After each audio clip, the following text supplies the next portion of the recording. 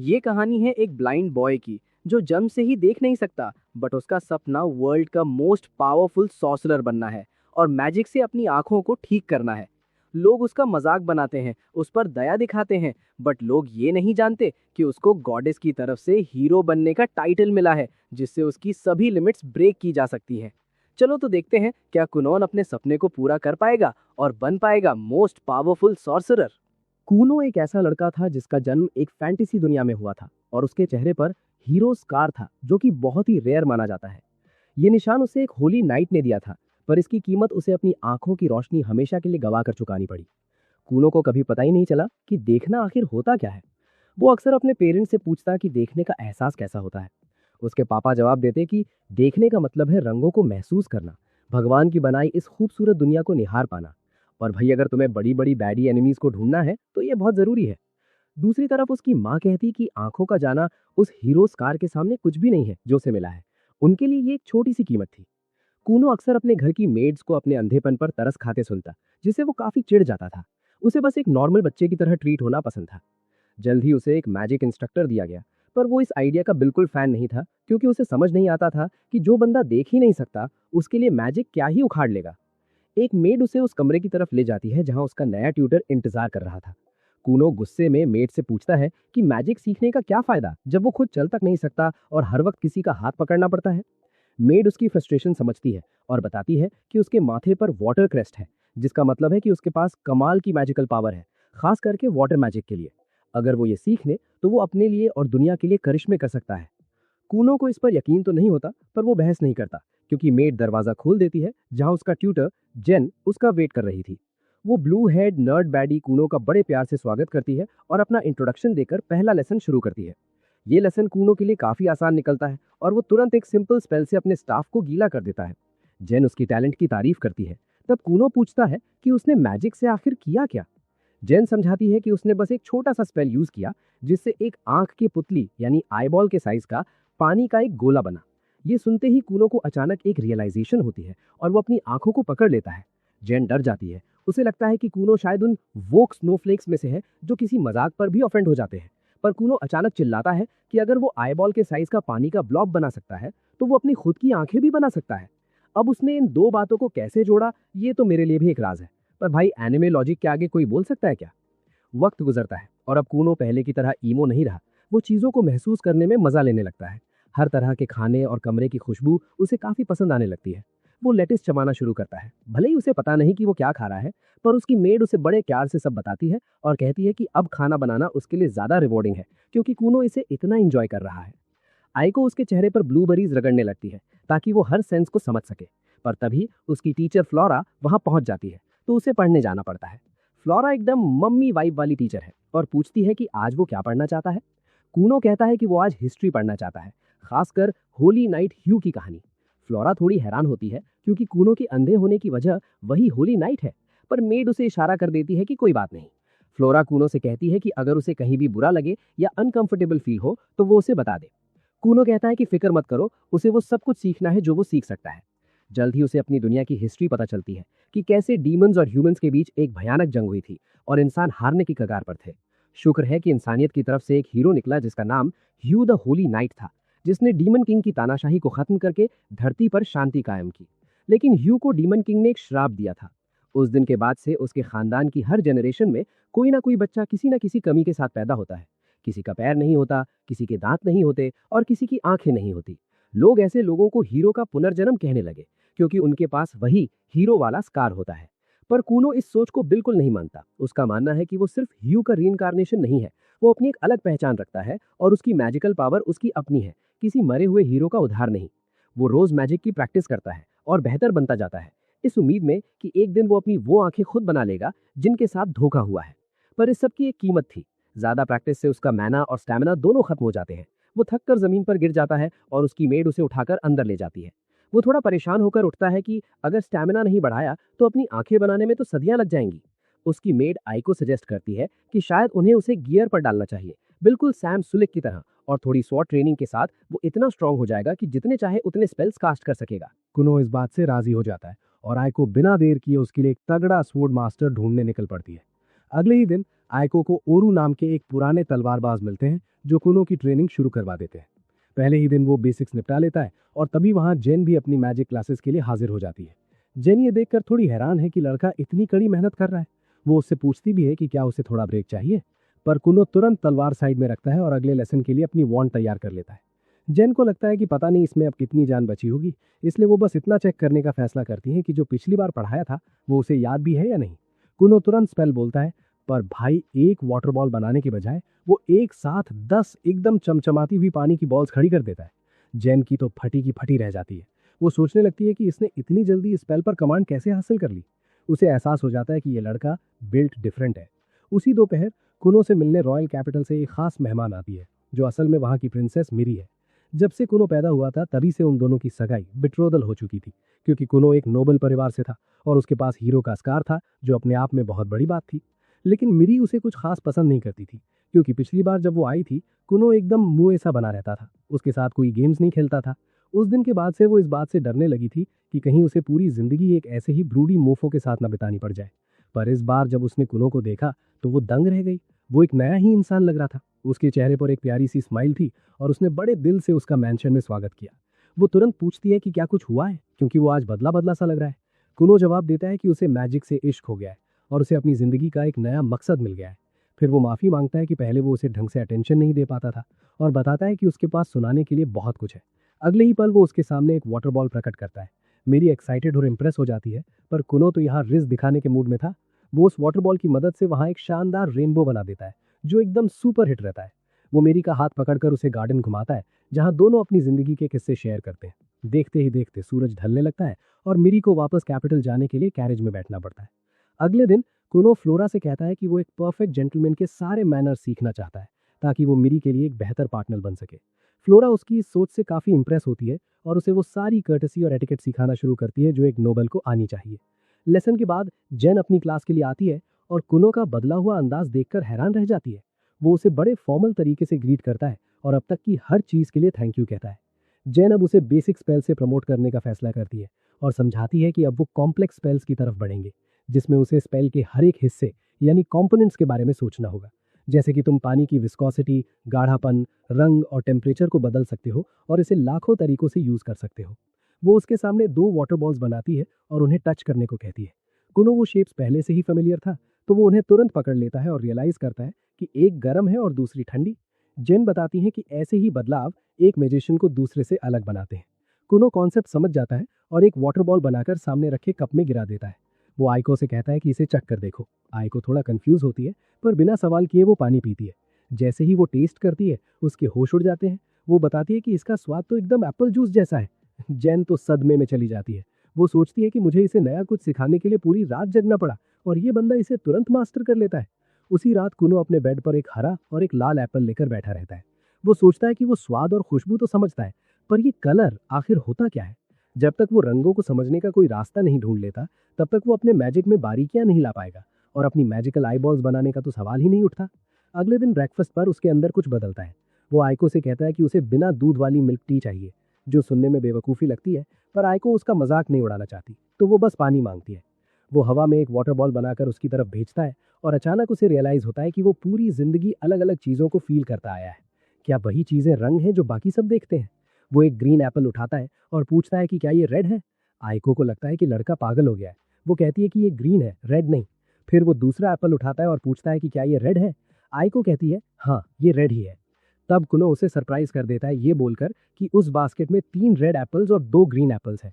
आइको shock हो जाती है, पर कुनो बताता है कि वो चीज़ों को छू कर उन्हें फील कर सकता है।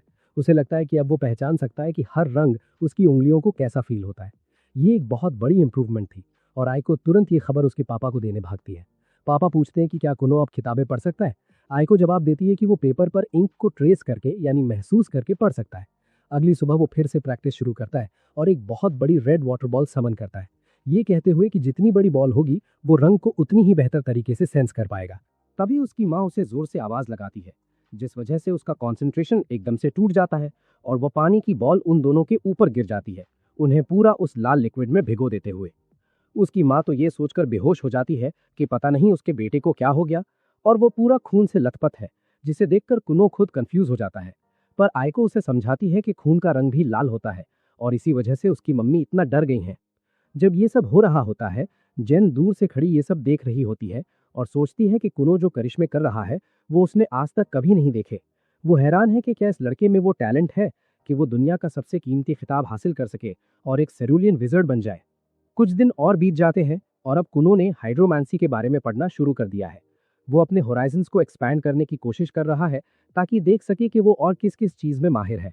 पर आइको को समझ नहीं आता कि ये हाइड्रोमांसी आखिर किस खेत की मूली है। तो कुनो उसे एकदम सिंपल भाषा में समझाता है कि हाइड्रोमांसी का मतलब है एक बोल में पानी यूज करके भविष्य यानी फ्यूचर बताना या किसी खोई हुई चीज को ढूंढ निकालना। आइको तुरंत उससे पूछती है कि क्या वो उसके लिए कोई दुल्हा ढूंढ सकता है, पर कुनो उसे कहता है कि चिंता मत करो, वो एक एकदम सुंदर कन्या है और अपनी जवानी के प्राइम में है। ढेर सारे मुंडे उसे अपनी दुल्हन बनाना चाहेंगे। भाई, अगर मैं एक नोबल ना होता जिसकी सगाई पहले ही प्रिंसेस से हो चुकी है तो मैं खुद तुम्हें अपनी ब्राइड बना लेता। दोनों इस बात पर जोर से हंसते हैं क्योंकि आइको उसे याद दिलाती है कि वो उससे पूरे 10 साल बड़ी है। लेकिन कुनो का एक ही जवाब है, उम्र तो बस एक नंबर है। तभी फ्लोरा उनके लेसन्स के लिए आ पहुंचती है और उसका टेस्ट लेती है, जिसे कुनो फ्लाइंग कलर्स के साथ पास कर लेता है। उसके सारे आंसर्स बहुत इन डेप्थ होते हैं, पॉलिटिकली करेक्ट होते हैं और ऐसा कुछ नहीं होता जिसकी वजह से वो इंस्टाग्राम पर कैंसिल हो जाए।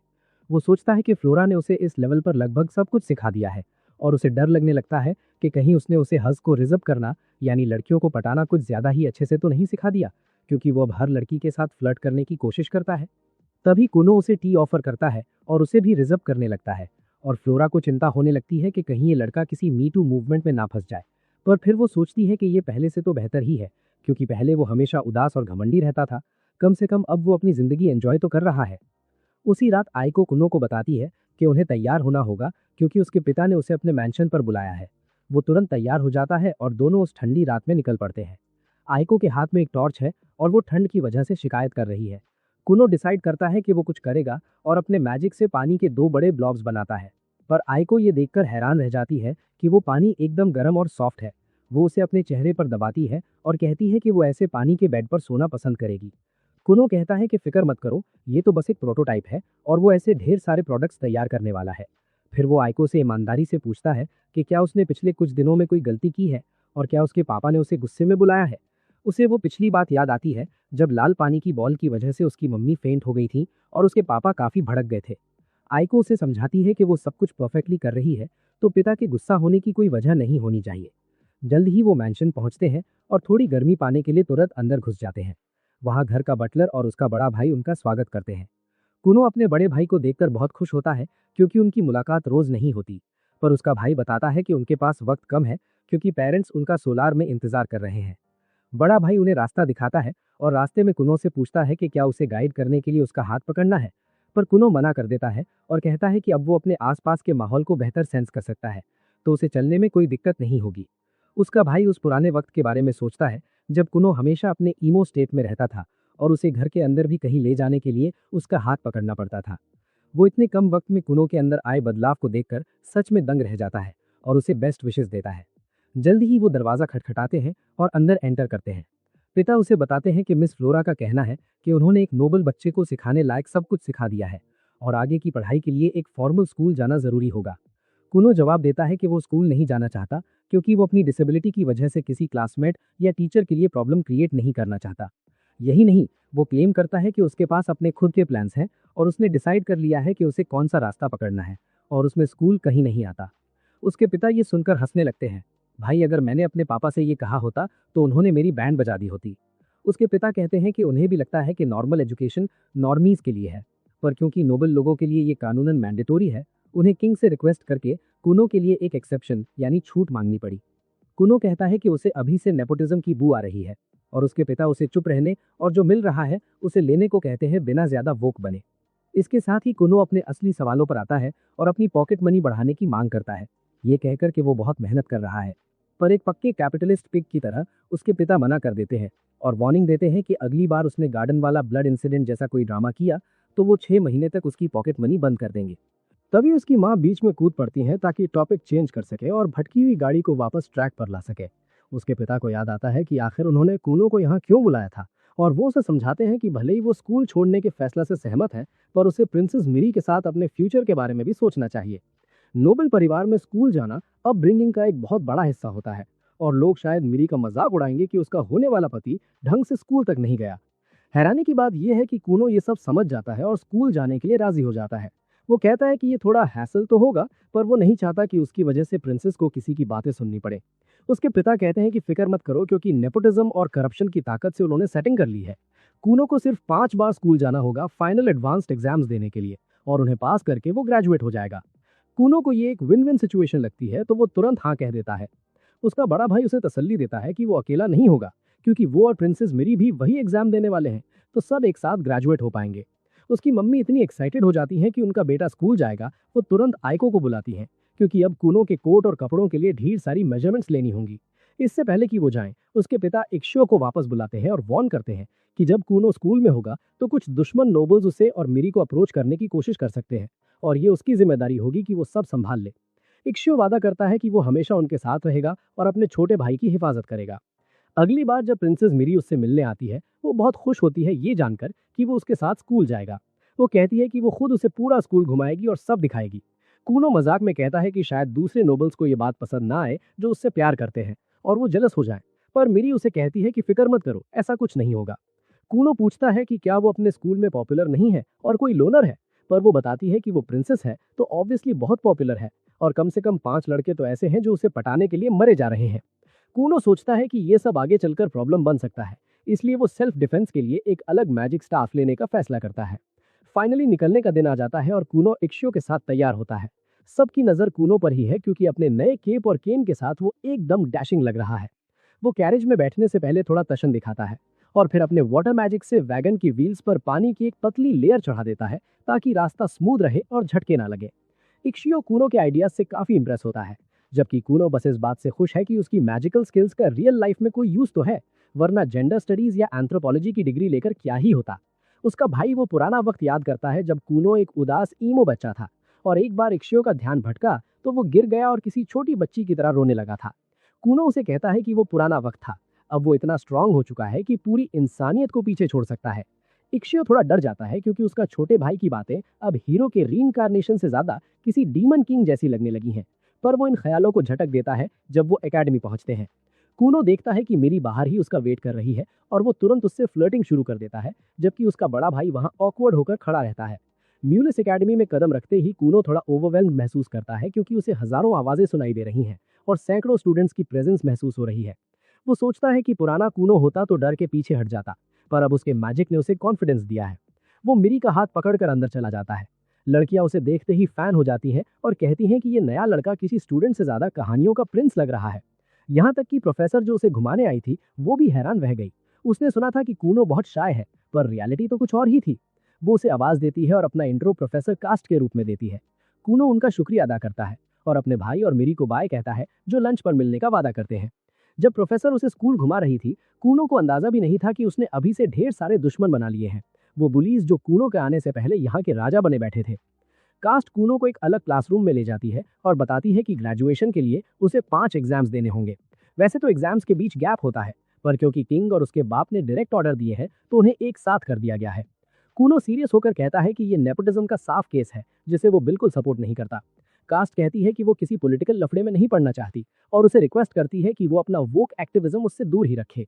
वो उसे क्वेश्चन पेपर देती है और 2 घंटे का वक्त देती है। एग्जाम खत्म होने के बाद वो मिरी से मिलता है और दोनों खाना खाने के लिए निकलते हैं। इससे पहले कि वो डाइनिंग एरिया पहुंचे, प्रिंस लाइल उनके रास्ते में आ जाता है, जो मिरी का बड़ा भाई है। वो इस बात से काफी भड़का हुआ है कि स्कूल में उससे ज्यादा पॉपुलर कोई और कैसे हो सकता है। कूनो फील करता है कि मिरी अपने भाई को देखकर डर से टेंस हो गई है, पर उसे अभी तक कोई आइडिया नहीं है कि वो किसके सामने खड़ा है। वो प्रिंस हो या कोई भी, अपनी होने वाली दुल्हन के बारे में ऐसी बकवास कूनो बिल्कुल बर्दाश्त नहीं करने वाला था और वो उस पर फटने ही वाला था, पर उससे पहले ही इक्सियो बीच बचाव में आ जाता है और मामले को ठंडा करने की कोशिश करता है। बदकिस्मती से लायल और उसके चमचे ढंग से बात करने के मूड में बिल्कुल नहीं है और लगातार बात को बढ़ा रहे हैं। तभी कूनो फैसला करता है कि अब उसे ही कुछ करना पड़ेगा। वो चुपके से अपना मैजिक यूज करके आसपास की सारी मैजिकल ड्रॉपलेट्स को इकट्ठा करता है और उन्हें सीधा लायल की ट्राउजर्स पर गिरा देता है, और फिर बड़े मासूम बनकर कहता है कि लगता है प्रिंस ने अपनी पैंट में ही सुसु कर दिया है। प्रिंस गुस्से से तमतमाया हुआ है, पर शर्म के मारे कुछ बोल नहीं पाता और वहां से कपड़े बदलने निकल जाता है। इक्सियो अपने भाई को समझाता है कि भाई थोड़ा कंट्रोल कर, किसी को कभी पता नहीं चलना चाहिए कि ये तूने किया है, वरना लेने के देने पड़ जाएंगे। इग्जियो बेचारा परेशान है कि उन्होंने किंगडम के 6th प्रिंस से दुश्मनी मोल ले ली है, पर कूनो को घंटा फर्क नहीं पड़ता। वो बड़े मजे से अपना बर्गर ठूस रहा है, जबकि इग्जियो बस दुआ कर रहा है कि बिना किसी और हंगामे के उनके एग्जाम्स निकल जाएं। उधर लायल का खून खौल रहा है और वो कूनो से बदला लेने का प्लान बना रहा है। वो स्कूल के कॉरिडोर्स में बड़े डरावने तरीके से घूम रहा है और सारे स्टूडेंट्स उससे डर रहे हैं। वो टीचर्स को भी नहीं बख्शता और जब कैस्ट उसे हॉलवेज में थोड़ा शांत रहने को कहती है तो वो उसे बदतमीजी से किचन में वापस जाओ बोल देता है। इधर डाइनिंग हॉल में कूनो मिरी और इग्जियो से पूछता है कि आखिर इस लाइल की प्रॉब्लम क्या है और वो अपनी नफरत छुपाने की कोशिश क्यों नहीं कर रहा। मिरी बताती है कि वो शायद उसके स्टेटस को दबाने की कोशिश कर रहा है क्योंकि उसे डर है कि मिरी एक दिन उससे आगे निकल जाएगी। कूनो को इस टी में काफी इंटरेस्ट आता है तो मिरी समझाती है कि लायल 6th प्रिंस है और वो 9th प्रिंसेस।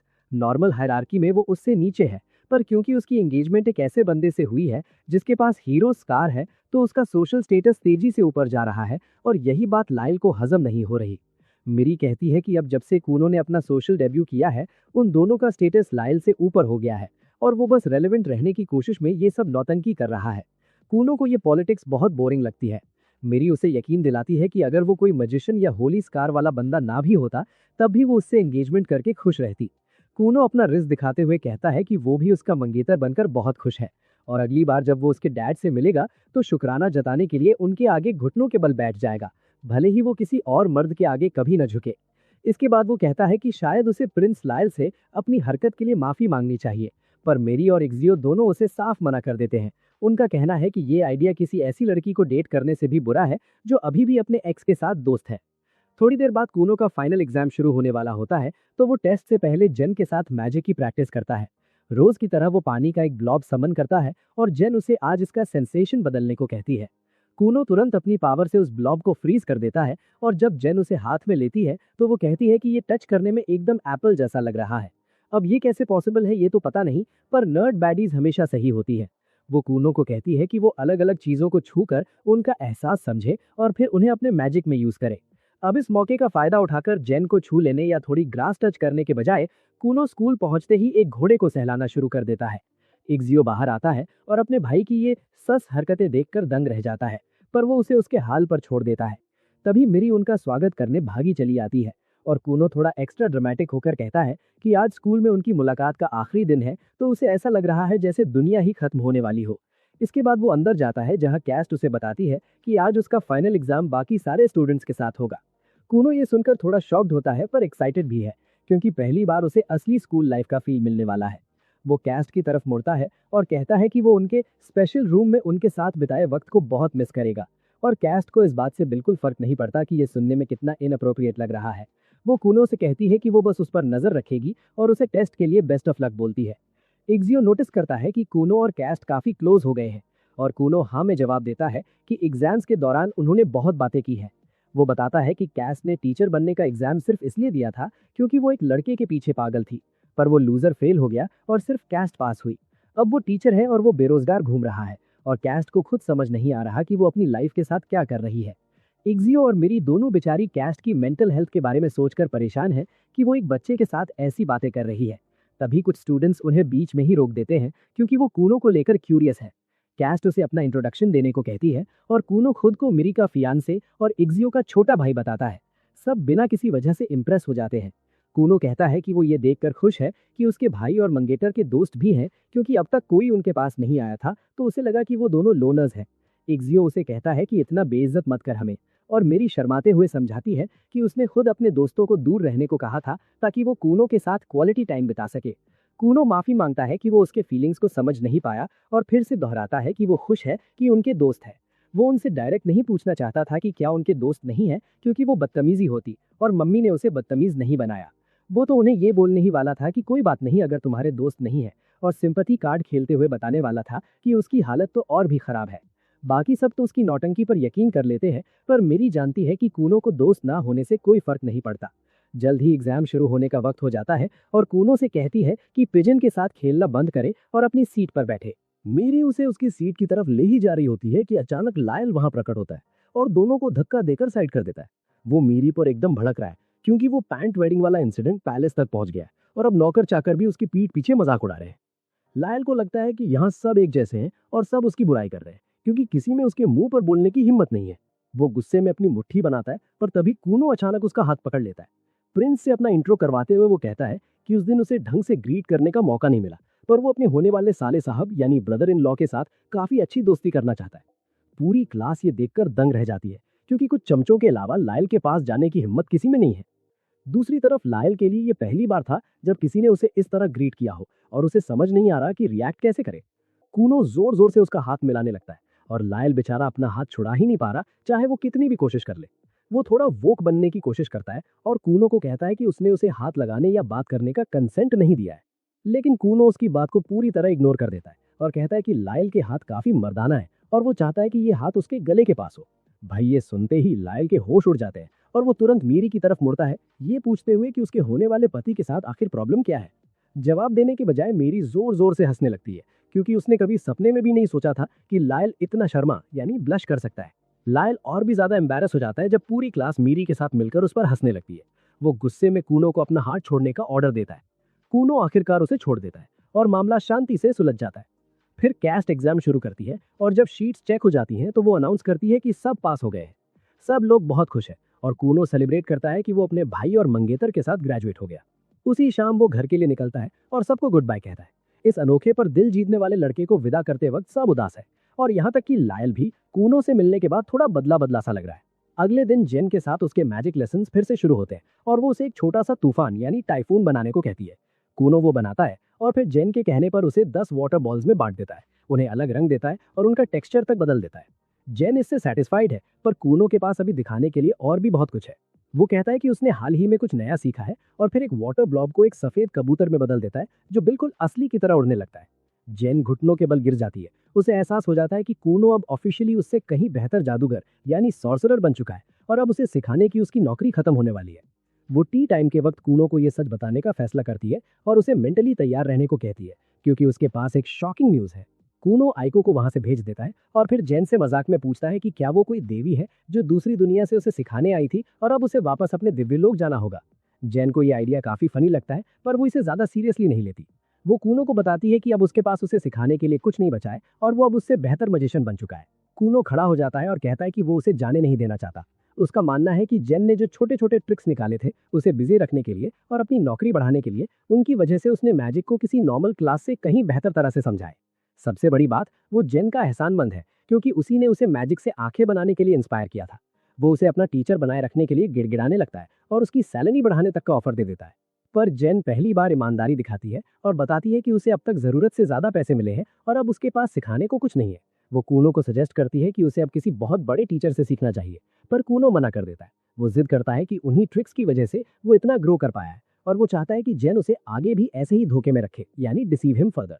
जैसे ही वो ये कहता है, पानी से बने ढेर सारे जानवर हर तरफ से निकल आते हैं और जेन से लिपटने यानी कर्ल करने लगते हैं। जेन को अब पूरा यकीन हो जाता है कि कूनो की लाइफ में उसका रोल अब खत्म हो चुका है। इसके साथ ही वो कूनो का घर छोड़ देती है और अपने स्टूडेंट की मेहनत और लगन से इंस्पायर होकर खुद एक बेहतर मजिशियन बनने का फैसला करती है। कुछ ही वक्त बाद आइको कूनो को बताती है कि फ्लोरा ने भी रेजिग्नेशन दे दिया है, क्योंकि करिकुलम पूरा हो गया है और कूनो ग्रेजुएट हो गया है। वो बिना बाय कहे निकल गई क्योंकि वो बहुत इमोशनल हो जाती, तो कूनो डिसाइड करता है कि वो उसे एक थैंक यू लेटर लिखेगा। आइको उसे ये लेटर लिखते वक्त पूछने को कहती है कि क्या उनके मैंशन में कोई 6 फुट लंबा हैंडसम नौकर है, क्योंकि वो अपने लिए दूल्हा ढूंढ रही है। कूनो हैरानी से पूछता है कि क्या वो सच में नौकरी छोड़कर शादी करने का प्लान कर रही है। आइको हाँ कहती है। उसका मानना है कि कूनो अब अपना ख्याल खुद रख सकता है और अब वक्त आ गया है कि वो शादी कर ले, क्योंकि इस उम्र के बाद डेटिंग पूल काफी खराब हो जाता है। डिनर के वक्त कूनो अपने पेरेंट्स को बताता है कि उसके सारे टीचर्स ने नौकरी छोड़ दी है और जेन ने कहा है कि अब किसी एक्स्ट्रा ऑर्डिनरी मजिशियन को ढूंढना होगा। इक्सियो बताता है कि आजकल रॉयल सॉर्सरर जियो काफी फेमस है और उसकी मम्मी भी इस बात की गवाही देती है। कूनो अपने पापा से कहता है कि वो जियो को उसका टीचर अपॉइंट कर दे, पर उसके पापा समझाते हैं कि सिस्टम ऐसे काम नहीं करता। वो साफ कर देते हैं कि वो रॉयल सॉर्सरर को यहाँ सिखाने के लिए नहीं बुला सकते। कूनो चिढ़कर अपने पापा से पूछता है कि किंग का बेस्ट फ्रेंड होने का क्या फायदा अगर वो इतना सा काम भी नहीं कर सकते।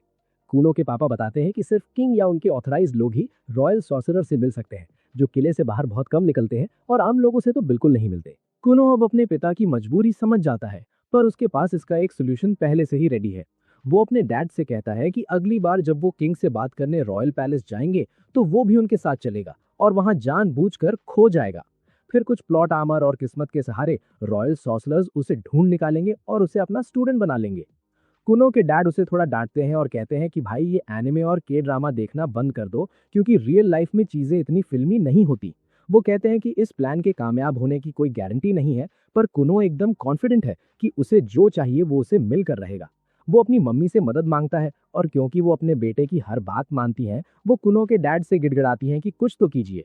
अब बेचारा बाप तो अपनी बीवी का पक्का सिंप है, तो वो किंग से इस बारे में बात करने के लिए मान जाता है, भले ही उसे इस प्लान के सक्सेस होने की रत्ती भर भी उम्मीद ना हो। कुछ दिनों बाद एक मास्टर सॉर्सरर को किसी दूसरे हाई लेवल सॉर्सरर से एक फाइल मिलती है। वो ये देखकर दंग रह जाता है कि एक अप्रेंटिस सॉर्सरर सीधा रॉयल सॉर्सरर जियो का स्टूडेंट बनने का सपना देख रहा है। पर वहां मौजूद लड़की उसे बताती है कि लड़का बहुत टैलेंटेड है और प्रिंसेस मिरी तो उसके प्यार में पागल है। मास्टर को इन सब लव मैटर्स से कोई फर्क नहीं पड़ता और वो कुनो की फाइल को पूरी बारीकी से पढ़ना शुरू करता है, और भाई सिर्फ उतना ही काफी था उसकी दिलचस्पी जगाने के लिए। इस घटना के कुछ दिन बीतते हैं और आखिरकार कुनो को रॉयल पैलेस से बुलावा आ जाता है कि वो रॉयल सॉर्सरर के सामने पेश हो। वो अपने पिता के साथ कैरेज में बैठता है, जो इस बात से काफी खुश दिख रहे हैं कि चीजें उनके फेवर में रहीं। कुनो मजाक में कहता है कि किंग और उसके पिता की दोस्ती सच में काफी गहरी होगी, जो इतनी अजीब डिमांड के लिए भी किंग तुरंत राजी हो गए। लेकिन उसके पिता बताते हैं कि असली वजह ये नहीं है। असल में कोर्ट के हेड सॉर्सरर ने कुनो की एबिलिटीज में काफी गहरा इंटरेस्ट दिखाया है और वो खुद उससे मिलना चाहते हैं। फिर उसके पिता पूछते हैं कि भाई अभी तुम किस लेवल का मैजिक कर लेते हो। कुनो बिना देर किए एक स्पेल चैंट करता है और पानी की एक नन्ही सी बॉल बनाता है, जो देखते ही देखते एक प्यारी सी काली बिल्ली ब्लैक कैट में बदल जाती है और उछलकर उसकी गोद में बैठ जाती है। उसके पिता तो दंग रह जाते हैं। उन्हें यकीन ही नहीं हो रहा कि मैजिक से ऐसी चीज भी मुमकिन है, और वो तुरंत उस छोटी सी किटी को सहलाना शुरू कर देते हैं। वो हैरान है कि ये बिल्ली मैजिक या पानी जैसी बिल्कुल नहीं लग रही, बल्कि एकदम असली बिल्ली जैसी फील हो रही है, बिल्कुल वैसी जो सड़कों पर घूमती रहती है। कुनो बताता है कि उसने हाल ही में इसके लुक्स पर महारत हासिल की है, क्योंकि पहले तो वो सिर्फ ट्रांसपेरेंट यानी पारदर्शी जानवर ही बना पा रहा था, लेकिन अब पिछले कुछ वक्त से वो जानवरों का रंग भी अपनी मर्जी से बदल लेता है। उसके पिता बड़े मजे से बिल्ली के साथ खेलने लगते हैं और कुनो पूछता है कि क्या हम घर के लिए एक असली बिल्ली ले लें, पर एक टिपिकल देसी डैड की तरह वो मना कर देते हैं, ये कहकर कि वो घर में गंदगी फैलाएगी और ऊपर से वो उससे टकराकर गिर भी सकते हैं। सबसे बड़ी बात, वो बताते हैं कि कुनो की मम्मी को वैसे भी कुत्ते ज्यादा पसंद हैं, तो उनके पास किसी और जानवर की चॉइस ही नहीं है। जल्द ही वो कैपिटल में एंटर करते हैं और वहां उनका स्वागत एक सिल्वर बालों वाली लड़की करती है, जिसका नाम रे है। वो किंगडम की सेकंड प्रिंसेस है और मेरी की बड़ी बहन है। कुनो बड़े रिज के साथ उसे ग्रीट करता है और कहता है कि वो बहुत खुशकिस्मत है कि उसे इतनी सुंदर साली मिली है। उसके पिता सोचते हैं कि कहीं मेरा बेटा फॉर द स्ट्रीट्स तो नहीं निकल गया, पर वो ये बात बाद के लिए छोड़ देते हैं। रे स्माइल करती है और कहती है कि उसने मीरी से कुनो के बारे में बहुत कुछ सुना है और वो उससे ढेर सारी बातें करना चाहती है। वो बिल्ली को नोटिस करती है और पूछती है कि क्या इसे किसी खास खाने की जरूरत है, लेकिन जैसे ही कुनो अपने पिता बिल्ली को जमीन पर रखते हैं, कुनो अपना स्पेल रोक देता है और वो बिल्ली वापस पाली का एक छोटा सा पडल बन जाती है। रे को एहसास होता है कि कुनो जितना उसने सोचा था उससे कहीं ज्यादा स्किल्ड है, जबकि उसके पिता इस बात से उदास है कि उन्हें बिल्ली का नाम रखने का मौका ही नहीं मिला। रे कुनो को ब्लैक टावर तक ले जाने का ऑफर देती है, जबकि उसके पिता कहते हैं कि वो किंग से थोड़ी गुफ्तगू करेंगे और फिर घर निकल जाएंगे। कुनो उन्हें फिक्र ना करने को कहता है, क्योंकि ब्लैक टावर के बाद उसका प्लान मिरी से मिलने का और उसे एक शानदार बूजी डेट पर ले जाने का है। उसके पिता उसे एंजॉय करने को कहते हैं और वादा करते हैं कि जब भी वो घर वापस आना चाहे वो उसके लिए कैरेज का इंतजाम कर देंगे। रे जल्द ही कुनो को ब्लैक टावर की तरफ ले जाती है और रास्ते में पूछती है कि क्या वो चलने में कंफर्टेबल है या उसे किसी मदद की जरूरत है। कुनो कहता है कि वो बिल्कुल ठीक है और तुरंत उससे ऐसे सवाल पूछना शुरू कर देता है जो मैजिक के मामले में एकदम स्टीफन हॉकिंग लेवल के हैं।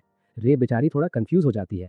वो कहती है कि इतनी एडवांस बातें वो चलते चलते नहीं कर सकती और पूछती है कि क्या उसे पता है कि किंग के टोटल कितने बच्चे हैं। कुनो ने पहले कभी इस बारे में नहीं सोचा था, तो रे बता रही है कि उनके पिता एकदम बॉलर है। उनके 7 प्रिंस और 10 प्रिंसेसेस हैं। वो खुद सेकंड प्रिंसेस है, जबकि मीरी 9वीं है। सबसे इंटरेस्टिंग बात यह है कि इस कंट्री में सक्सेशन यानी राजगद्दी का हक आम तरह से काम नहीं करता, जहां सबसे बड़े बेटे को सब मिल जाए। यहाँ मेरिटोक्रेसी चलती है, यानी सारे प्रिंस और प्रिंसेसेस को उनकी स्किल्स और मेरिट्स के बेसिस पर जज किया जाएगा। ये उनके टैलेंट और किसी खास आर्ट के प्रति उनके डेडिकेशन पर डिपेंड करता है। इसका मतलब ये है कि सबसे छोटे प्रिंस या प्रिंसेस के पास भी तख्त जीतने का बराबर मौका है। वो आगे बताती है कि उसने खुद तख्त का मोह माया त्याग दिया है और एक मेज बनने का फैसला किया है, और वो देश की बेहतरीन विजर्ड्स में से एक बनने पर काम कर रही है। जब वो हॉलवे से गुजर रहे थे, कुनो को अचानक से एक अजीब सा एहसास होता है जो उसे खिड़की की तरफ खींच ले जाता है। वो बिना किसी मकसद के एक डार्क टावर की तरफ देखने लगता है जहां से उसे अलग अलग तरह की मैजिकल बीइंग्स महसूस हो रही हैं। फिर रे उसे एक बहुत जरूरी बात समझाती है। उसे लगता है कि आगे चलकर शायद कूनो को बिना वजह तख्त की इस लड़ाई में घसीटा जाए। वो उसे वार्न करती है कि जब तक वो अपना फैसला ना कर ले, किसी भी फैक्शन का साथ ना दे और कभी ऐसी बात ना कहे जिसे उसके खिलाफ यूज किया जा सके। इस कीमती सलाह के बदले कूनो उसे अपनी एक स्पेशल मैजिक टेक्निक दिखाता है। वो अपने जूतों के नीचे पानी की एक बारीक लेयर को फ्रीज कर देता है जिससे एक तरह का आइस स्केट बन जाता है। रे को ये आइडिया बहुत पसंद आता है और वो तुरंत इसे ट्राई करने को कहती है। कूनो जल्दी से उस पर भी वही मैजिक यूज करता है और फिर कॉरिडोर्स में किसी मैड लैड्स की तरह स्केटिंग करने लगते हैं। बेचारे गार्ड्स उनके पीछे भाग रहे हैं क्योंकि वो रे को चोट लगने का रिस्क नहीं ले सकते। लेकिन रे और कूनो गार्ड से कहीं ज्यादा तेज है और उनसे बच निकलते हैं। पर उनकी किस्मत ज्यादा देर साथ नहीं देती। एक नाइट उन्हें पकड़ लेता है और गार्डन में ले जाकर उनकी अच्छी तरह से क्लास लगाता है। बाद में उन्हें टार की तरफ ले जाया जाता है जहां उन्हें किंगडम के हेड सॉर्सरर एकिडना से मिलवाया जाता है। कूनो उनके ऑरा को देखकर एकदम हम्बल हो जाता है क्योंकि उसे एहसास होता है कि ये दुनिया कितनी बड़ी है। पहले उसे लगता था कि रे का मैजिक कमाल का है, पर एच का लेवल तो कुछ अलग ही था। वो एक दूसरी ही लीग में थे। एच तुरंत उससे पूछते हैं कि क्या उसका जन्म वाटर क्रेस्ट के साथ हुआ है। कूनो हाँ में जवाब देता है, पर साथ ही ये भी कबूल करता है कि उसे इन क्रेस्ट के बारे में ज्यादा कुछ पता नहीं है। एच समझाते हैं कि मेजेस के पास टोटल 7 तरह के क्रेस्ट हो सकते हैं जो उनकी मैजिकल अफिनिटीज मतलब झुकाव को दर्शाते हैं, जैसे फायर, वाटर, अर्थ, विंड, लाइट, डार्कनेस और फाउल। हर क्रेस्ट की अपनी एक रैंक होती है जो 1 से 5 स्टार्स तक जाती है। इस हिसाब से कूनो के 2 स्टार्स काफी कॉमन है। रे बीच में बोलती है कि वो खुद भी एक 2 स्टार क्रेस्ट वाली विंड मेज है। कूनो को बात तुरंत समझ आ जाती है और वो मजाक में कहता है कि वो और रे तो अमेरिकन प्रोसेस्ड चीज जैसे हैं, जबकि एच एक एज्ड पार्मेजान के आर्टिजनल व्हील की तरह है। एच को ये डिस्क्रिप्शन काफी सही लगता है और वो रिवील करते हैं कि वो असल में एक 4 स्टार मेज है। इसके तुरंत बाद एच उन सबको नीचे ट्रेनिंग ग्राउंड में ले जाते हैं और कूनो से कहते हैं कि वो उसका एक छोटा सा टेस्ट लेंगे ताकि उसकी मैजिकल प्रोग्रेस मतलब ताकत को नाप सकें। कूनो थोड़ा डर जाता है। वो सोचने लगता है कि क्या इसका मतलब ये है कि अगर वो टेस्ट पास कर गया तो कोई रॉयल मेज उसका ट्यूटर बनने को तैयार हो जाएगा। पर उसे सोचने का ज्यादा वक्त नहीं मिलता क्योंकि एच तुरंत एक पुराने स्टूडेंट को बुलाते हैं जो खुद एक रॉयल मेज है और उसे अपना वाटर मैजिक डेमोन्स्ट्रेट करने को कहते हैं। वो मेज एक स्पेल बोलता है और अचानक हवा में पानी की बूंदों का एक ब्रिलियंट पैटर्न बन जाता है। एच कूनो की तरफ मुड़ते हैं और उसे ऑर्डर देते हैं कि वो उस लड़के के मैजिक को अपने कब्जे में कर ले, कॉन्कर इट। कूनो को जैन की बात याद आती है कि वो ना सिर्फ पानी पैदा कर सकता है बल्कि आसपास के पानी को मैनिपुलेट भी कर सकता है। आज तक ये उसके लिए कोई बड़ी बात नहीं थी, पर उसने कभी किसी और मेज के बनाए हुए पानी पर कंट्रोल करने की कोशिश नहीं की थी। उसे समझ आता है कि एच ने बिना किसी मेहनत के उसे एक ऐसा असाइनमेंट ले दिया है जो ना उसने और ना ही जैन ने कभी सोचा था। अब उसे ऑन द फ्लाई से निपटना होगा। वो कोशिश करने का फैसला करता है और तुरंत उस सिल्वर हेड मेज से कंट्रोल छीनने की कोशिश करता है। पहले उसे लगता है कि ये काम कर जाएगा, पर रास्ता तब रुकता है जब पानी की बूंदें रेजिस्ट करने लगती हैं। वो मेज बड़े आराम से अपनी ड्रॉपलेट्स पर कब्जा बनाए रखता है। एच बड़े इंटरेस्ट से देख रहे हैं कि आगे क्या होगा, पर कूनो इतनी जल्दी हार मानने वालों में से नहीं था। वो अपनी पूरी जान लगा देता है और स्टैमिना झोंक देता है। सबके होश तब उड़ जाते हैं जब कूनो उस तजर्बेकार मतलब एक्सपीरियंस्ड मेज से 2 वाटर बॉल्स छीनने में कामयाब हो जाता है, इससे पहले कि एच इस टेस्ट को रोक दे। कूनो घुटनों के बल गिर जाता है और जोर जोर से सांस लेने लगता है। वो सिल्वर हेड मेज ईमानदारी से कहता है कि उसने कभी नहीं सोचा था कि एक बच्चा उससे उसकी 2 वाटर बॉल्स छीन लेगा।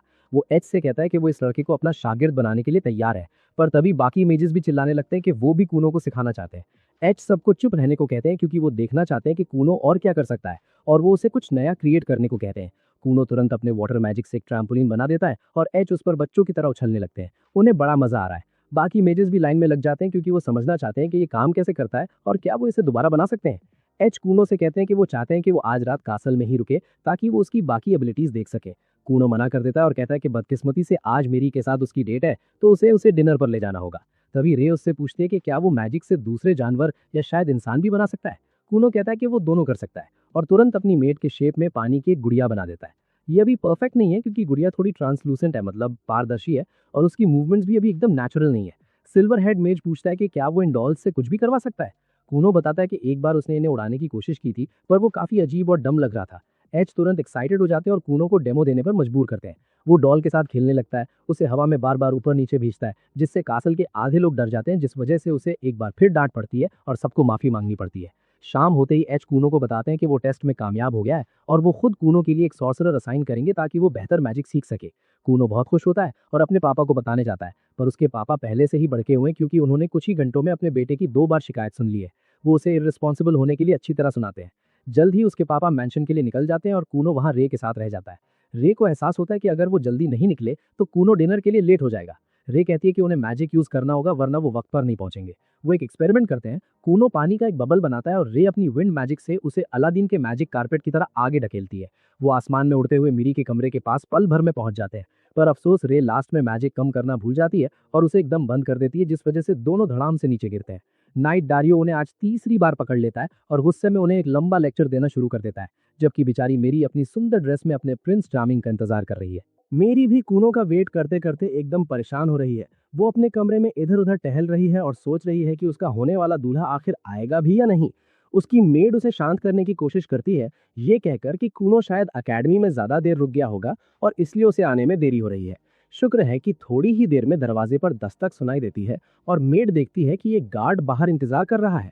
वो अनाउंस करता है कि कूनो आ चुका है और बाहर प्रिंसेस का वेट कर रहा है। मेड जैसे ही पीछे मुड़ती है, वो देखती है कि मेरी बड़े आराम से काउच पर बैठी महंगी चाय पी रही है, जैसे कि अभी थोड़ी देर पहले वो टेंशन में पूरे कमरे में चक्कर नहीं काट रही थी। इससे पहले कि मेड अपनी बात पूरी कर पाती, मेरी कमरे से बाहर निकलकर अपने मंगेतर की तरफ तेजी से बढ़ चली थी। वो देखती है कि कूनो सीढ़ियों के नीचे उसका इंतजार कर रहा है। वो तुरंत लेट होने के लिए माफी मांगता है और फिर अपना रिज दिखाते हुए कहता है कि आज रात चांद बहुत खूबसूरत लग रहा है, भले ही वो बेचारा खुद हेला ब्लाइंड है। वो मीरी से उसका हाथ मांगता है, जो वो बड़े प्यार से उसे पकड़ा देती है और कूनो तुरंत उसे अपनी शानदार विप में बिठाकर एक 3 Michelin star Gordon Ramsay level के रेस्टोरेंट ले जाता है। वो उस फाइन डाइन रेस्टोरेंट में एंटर करते हैं और उन्हें तुरंत बहुत महंगा स्पार्कलिंग वाटर ऑफर किया जाता है। पर भाई वो तुम्हारी तरह ब्रोक बॉयज नहीं है, वो जो चाहे अफोर्ड कर सकते हैं। दोनों पानी पीना शुरू करते हैं, जबकि मीरी की मेड नोटिस करती है कि कूनो कितने जेंटलमैनली तरीके से खुद को कैरी कर रहा है। मीरी बात शुरू करती है और पूछती है कि क्या आज उसे ब्लैक टावर जाने का मौका मिला। कूनो बड़े एक्साइटमेंट के साथ जवाब देता है और बताता है कि आज उसे मीरी की बड़ी बहन से मिलने का मौका मिला।